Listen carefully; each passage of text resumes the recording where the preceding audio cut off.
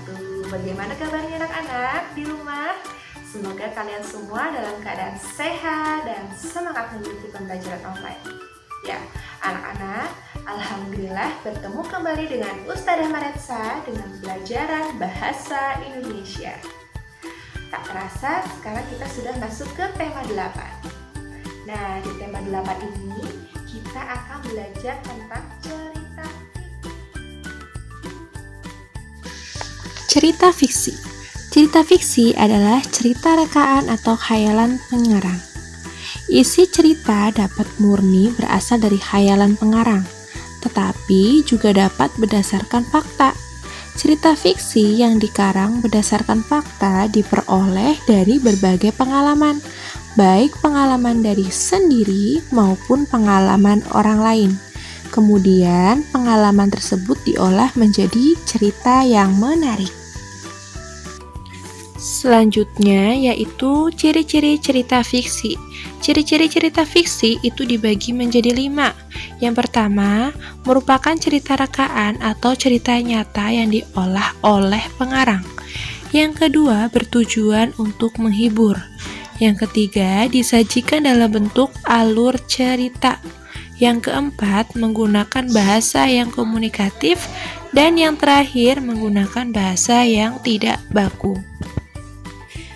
Jenis-jenis cerita fiksi itu ada 3. Yang pertama cerita rakyat, yang kedua cerpen, dan yang ketiga novel. Jenis-jenis cerita rakyat yang pertama yaitu cerita jenaka.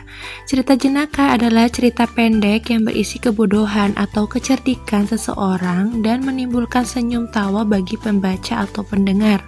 Yang kedua itu adalah mite. Mite adalah cerita yang berhubungan dengan kepercayaan suatu benda, peristiwa gaib seperti dewa dan peri. Seperti contoh, cerita jenaka itu ada Pak Padir, Lebay Malang, Pak Belalang, dan mite ada Putri Jumpuih, Putri dari Bambu. Yang ketiga yaitu fabel. Fabel adalah cerita dengan tokoh-tokoh binatang yang diceritakan hidup dan bermasyarakat seperti hewan. Seperti contoh, ada kancil dengan buaya, burung bangau, dan masih banyak lainnya. Yang keempat yaitu legenda. Legenda adalah cerita lama yang mengisahkan riwayat terjadinya suatu tempat atau daerah. Seperti contoh, cerita Malin Kundang, cerita terjadinya Gunung Tangkuban Perahu, dan masih banyak lainnya. Dan jenis cerita rakyat yang terakhir yaitu saga.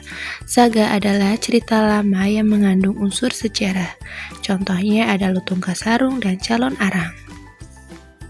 Selanjutnya, jenis cerita fiksi yang kedua adalah cerpen.